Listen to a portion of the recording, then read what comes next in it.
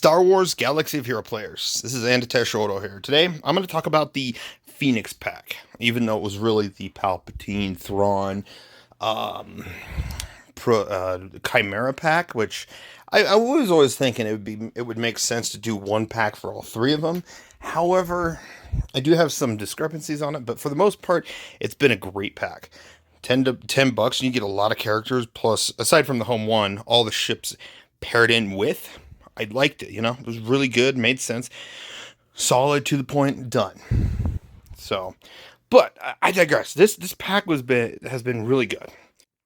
I already had Captain Rex, which I know some people wish that was in there. It made sense to me that it wasn't, just because, oh yeah, let's give everyone a brand new character that's part of a Galactic Legend requirement, a chance to Relic 3 it. Part of a $10 pack. That would have probably been a $50 pack if that was the case. Plus, they would have had to add some more other stuff. Now, but going back to it though, this pack is great. Now I'm going to go over a few of the other packs at the end, but this pack, I definitely say it was worth it for me. And if you're working on the Phoenix and you already have Captain Rex, because Captain Rex, when his shards came out, I actually went straight into farming them. And then a little bit after that, they actually increased his shard increase, which really spiked. I think there was also a double drop during that time too. I don't remember. I think it was part of the donations that happens around August or whatever. But I honestly, again, I don't remember. All I remember is I got him to 7-star, took him to Relic 5 for my clone team. Now I have a Phoenix team to play around with. Either put him on defense back wall, or I might use him for offense to counter CLS, because he can counter it. I'm going to, play around with it in Squad Arena and stuff like that to see how well it does, especially in Grand Arena and so on. But this pack, I say, if you do not have Phoenix, or even if you just don't have any of these characters at Relic, aside from Luke Skywalker, I don't know why he was part of that pack. I would have rather, for newer players, a better option would have been Stormtrooper Han. Or at least have Stormtrooper Han in this pack, because it makes sense to go after CLS. It would also have been a CLS pack as well. It would have been a triple pack. It pretty much is. All you need to do is at least gear up Stormtrooper Han.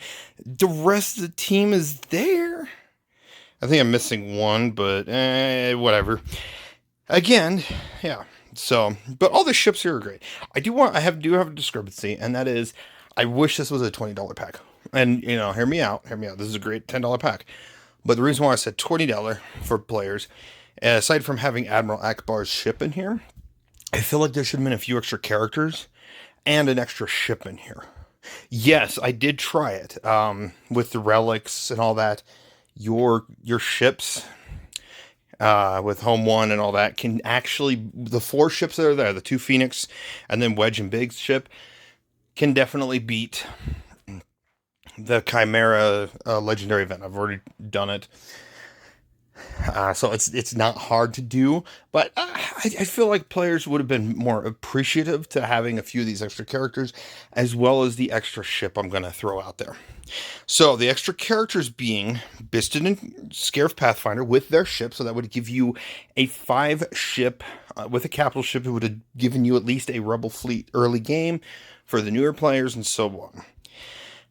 And then adding Sheridan Bays, the Hoth Bros, and then Stormtrooper Han. Stormtrooper Han, I said, should have been in there. I don't know why it wasn't.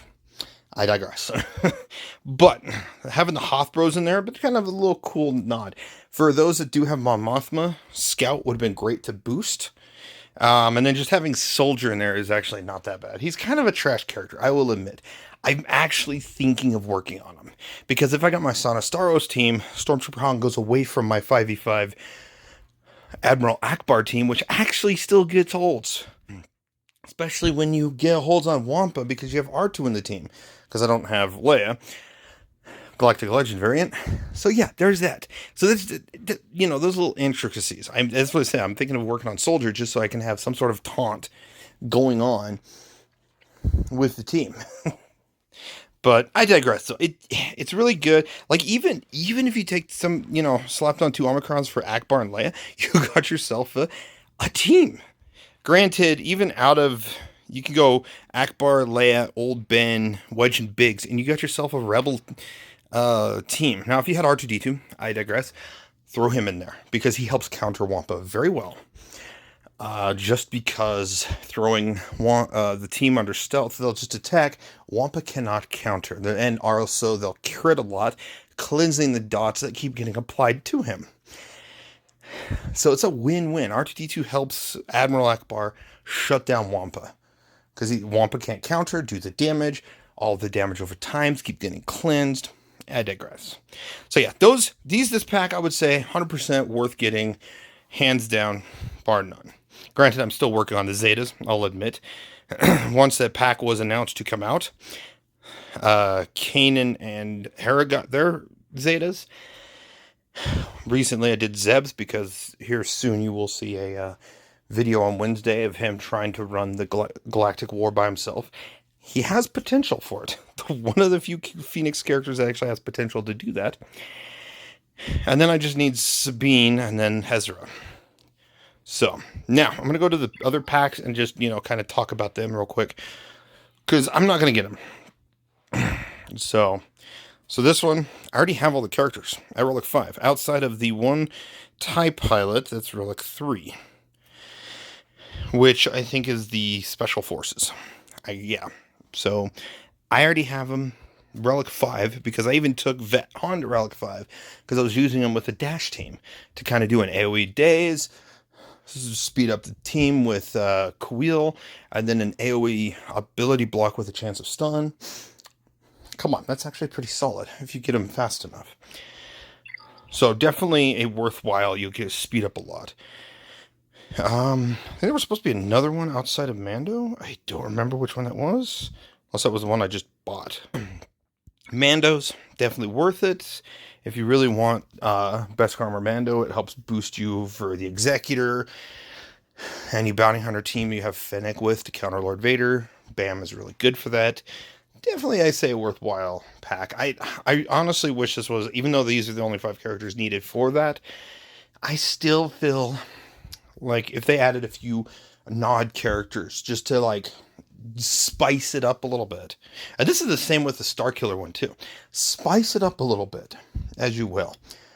They weren't needed, but what if they had added Moff Gideon, Dark Trooper, Bo-Katan, those 3. Just add those 3 in. They don't need a link to that, just to spice things up a little bit.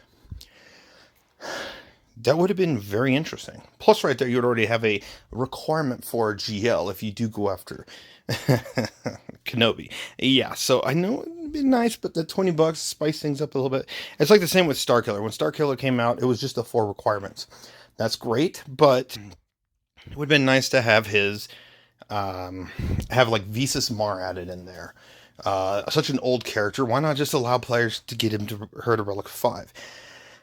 Not needed, but it was very handy to have Visas Mar come in and be that said character.